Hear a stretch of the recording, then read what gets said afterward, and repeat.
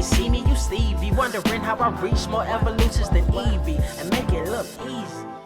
What is up, Earth's mightiest subscribers? It's your boy Ernie, the Blerd without fear. Welcome back to the channel. Also, if you're new here, make sure you hit that subscribe button and tap that notification bell. That way you don't miss out on any of my videos. And also make sure you hit that like button because it really helps the channel out and ensures you get more videos just like this one. Today's video is going to be all about the exceptional X-Men #1, written by Dr. Evel Ewing with art by Carmen Carnero, colors by Nolan Woodard, and letters by Joe Sabino. So this is the book I said was going to be the one to look for. This is going to be the one to look for. Now, that can mean a lot of things for a lot of people, but I want to be clear when I said the reason why I was so excited for this book among any of the other X-Men from the Ashes stuff is not because I thought, oh, this is going to come out the gate swinging with all kinds of crazy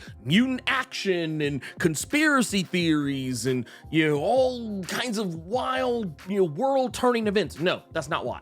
The reason why is because I knew, for one, that this was going to be a book that is, for all intents and purposes, the first ever core X-Men title, or a book that even has X-Men in the title, written by a black woman. And that carries a lot more weight than I think a lot of people realize. A lot of people actually don't realize no black person has ever written a core X-Men title. Uncanny, adjectiveless, or otherwise. It does not, no, none. None. This is actually a first overall. And that brings to this a perspective that I think a lot of people aren't really going to be checking for. For one, we're going to be getting a little bit more of the black experience in this X-Men book, regardless of what the representation on the roster looks like. And it's largely because, in my opinion, and you can hate if you want, but I feel like during the Krakoan era, the only people who are really addressing the systemic problems of Krakoa and what mutant kind dealt with on the whole on any meaningful level were a lot of the black and brown writers that were working through a lot of the stuff. People like Vita Ayala or Victor Laval. They were cooking. They were cooking. And Al Ewing also, though not a black or brown person, he's a whole white man. He was probably the closest outside of that. Everyone else was focused on more of the bombast and the circumstance and all other stuff. But a lot of the systemic problems, no one was really touching on unless they were of the diaspora. Dr. Evel Ewing is a fantastic writer, and I was kind of looking forward to this in another aspect because I was like, is this gonna be the same experience I got when I first read her Riri Williams Ironheart series? And I say that because that was a series that I personally felt revamped Riri in such a way that I think if maybe this was her debut, people would not have railed against her as a character as hard as they did. But most, and I would actually dare say all of the people I've ever spoken to who I have put on to that Riri Williams Ironheart series, if you've never read it, trust me, you should, because it'll change your opinion about the character. I promise you of that. But I felt like she understood the assignment. It's not to say that Brian Michael Bendis didn't understand the assignment, but she understood it in a way that Brian Michael Bendis never could. And that's because Brian Michael Bendis is an older white guy. He's never been a young black girl. Dr. Evel Ewing has. So of course, she's going to bring a unique perspective to this. And that's what she brings to this. And what I love about this is that this is a story that is kind of giving you a reintroduction to everyone's first, at least for me, this was kind of the case, but a reintroduction to a character by the name of Catherine Kitty Pryde. And this is an issue that kind of takes her back to that, I guess kind of early days of the X-Men. She was a young character who was a lot of people's, I guess, kind of window into the world of the X-Men as a young reader. And now she's grown up. She's not that character anymore. I mean, it's not to say that, she's changed so much that, she's unrecognizable to it. But I mean, she has grown. She's become an adult. She is hardened in a lot of ways. And here we find her in a position where she misses Krakoa, but she doesn't miss Krakoa so much as she misses what it means. You see, she has a unique perspective to Krakoa that I think a lot of people are not going to really remember. The fact that she couldn't use the Krakoan gates before. And originally there was even an issue for her even getting resurrected. There was a huge part of a story arc where she was literally murdered by Sebastian Shaw. And it took multiple issues for people to figure out how to even bring her back. And that was when like resurrection protocols are, large and in charge. Everybody is dying willy-nilly and coming back literally the same day. But she couldn't. It took a long time for them to figure out what was even wrong, with the process. Nothing with her per se, but just with the process that kept her from being resurrected. But no, she actually recognizes some of the issues with Krakoa. And it was one of the things I've talked about a lot. It's the whole Magneto telling everybody, oh, you have new gods now. And that's something that it scared people. It terrified people, and as it should. I don't think anyone responded irrationally to it beyond, your people like Orcus, but yeah, I think everyone would have a right to be afraid of someone who is claiming to be your god. That's just a weird thing for someone to say to another person. It just is, regardless of whether they have powers or not. And it was something that honestly had doomed mutant kind. And if we're being brutally honest, it's kind of Magneto's fault. I mean, it's Charles' fault too, but Magneto takes a lot of blame for why humanity continued to hate mutants after the Krakoan era began. He was literally the worst person to give that walk around to all those congressmen and senators and politicians from other countries. He was the worst person to give that walkthrough. Charles should have done it. But I mean, if Charles would have did it, we probably wouldn't have any House of X stories to really, dig into. So you just have to take it for what it is. But that said, yeah, she's just trying to stay as far away from X anything as humanly possible. And it makes sense that she is. And similar to some things that happened in the adjectiveless X-Men title by Jed MacKay, we get to see Kitty have a moment of weakness in this book that I thought was very telling. And was, a very welcome thing to see. There is a part where she's talking about the 5, 4, 3, 2, 1 coping mechanism. She kind of gets it a little bit backwards, but I think that's intentional.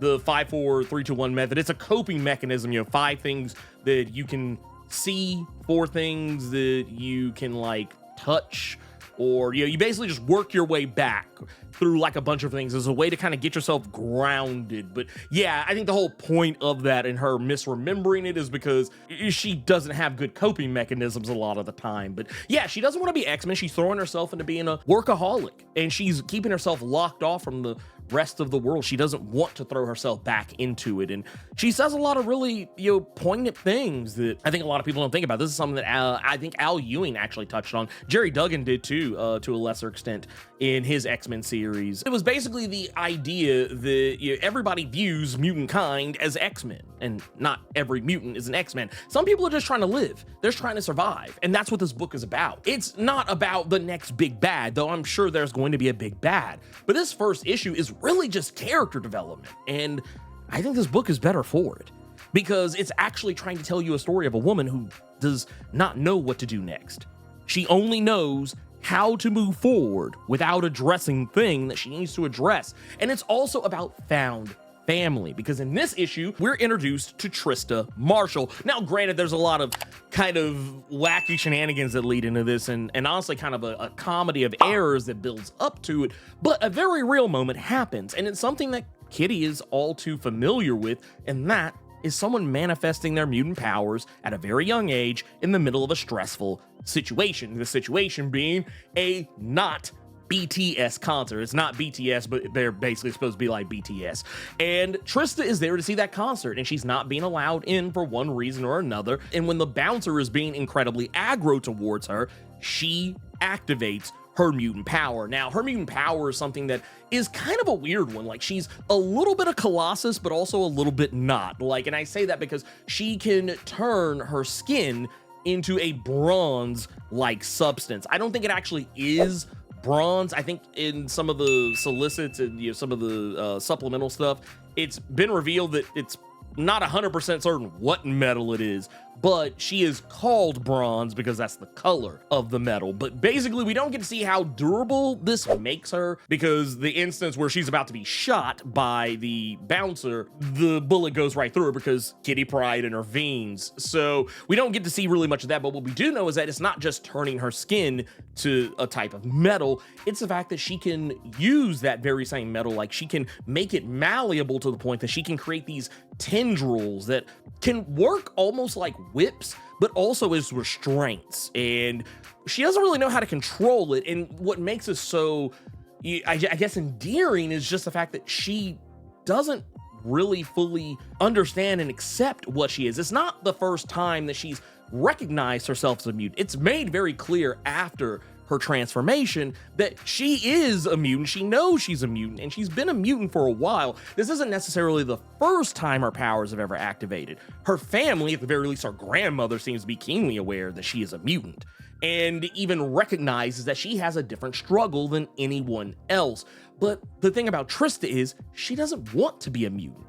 Not because, she thinks it's some major inconvenience, but because she doesn't even really know fully what a mutant is outside of what she has heard on social media and on the news and from bigots and, people like Orcus. She is afraid of what she is, but because she has witnessed Kitty be the person who she is, who, once again, Kitty doesn't want to get involved, but suddenly finds herself involved in these shenanigans, because just like any good hero, she can't just sit by and watch as some little girl is getting attacked. She has to step in. So despite the fact she doesn't want to be an X-Man anymore, she doesn't want to be anyone's ex-mentor anymore, she's going to step in and do the good work, because that's what heroes do. They move before they even think. Her feet were already moving to help Trista before she could even process the fact that she didn't want to help. And that is why Kitty is always going to be one of the X-Men GOATs. It's just that simple. There's a reason why she has been both a leader of the X-Men,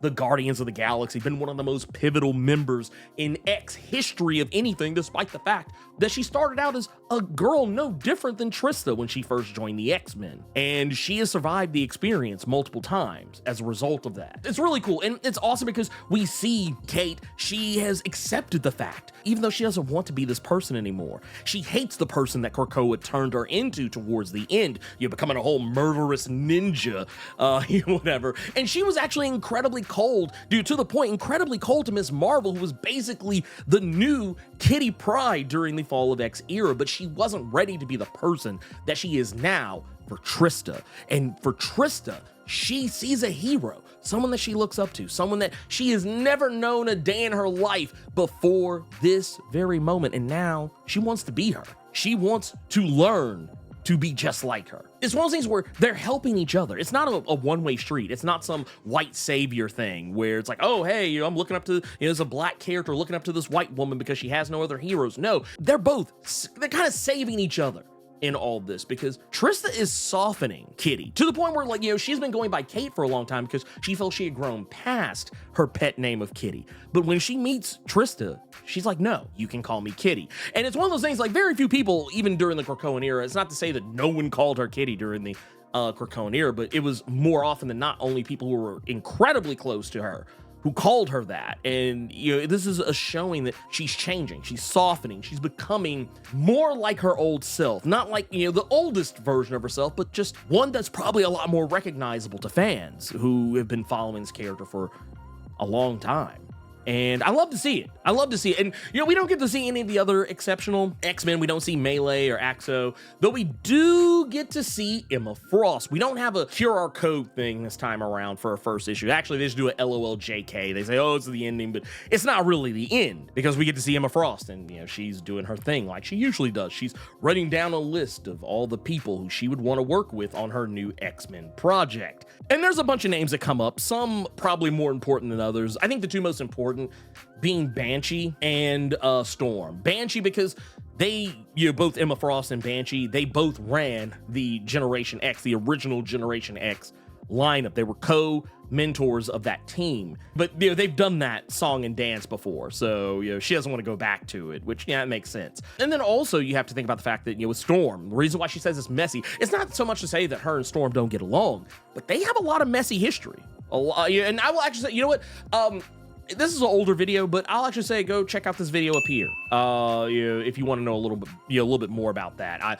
There's a whole list of problematic things that have happened throughout comic history that I did a whole video about. You can check it out up there, and trust me, you'll understand why they have beef the way that they do, and why they've only just recently in the last couple of years gotten past that beef. Even though they're not really past it, it's just that they're allowing bygones to be bygones. But Storm has not forgotten what Emma Frost did to her. So I don't want to get into that. That's a whole other thing. It would drag this video out 20 more minutes. There's also Bishop. I almost forgot there is Bishop, but The only reason I think Bishop really comes up is mostly because he's the character she has the least amount of history with out of the ones that, you know, she names.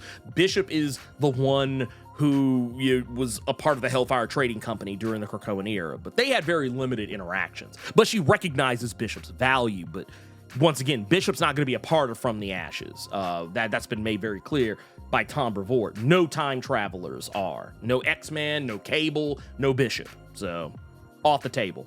But Kitty, the reason why she goes to Kitty is because Kitty is one of the few X-Men characters who has known her as long as she has, but also, of all the X-Men characters who have known her since she was a bad guy, Kitty is one of the few who has seen Emma at her absolute worst, also at her absolute best. That's why they're going to co-lead the Exceptional X-Men team. And I honestly, I couldn't be happier for it. I love this book. This first issue, it is everything I knew it was going to be. It is beautiful. Carmen Carnero is out here doing the good work, which I knew she would because she was fantastic when she was working with Kelly Thompson on Captain Marvel. But yeah, I just knew this book was going to have the pedigree. It was going to be fantastic. Eve was going to cook up a story that no one was going to be able to call. And here we are. The Exceptional X-Men are here, and we're going to see whether or not they survive the experience. But I have a good idea. They're gonna do it. But anyway, that's the end of the video. Make sure you hit that subscribe button, tap that notification bell, make sure you hit that like button, and also while you're here, go check out this other video that I got right here. Just recently dropped a video for X-Force #2, so make sure you go check that out. Anyway, keep it plus ultra until next time. Peace.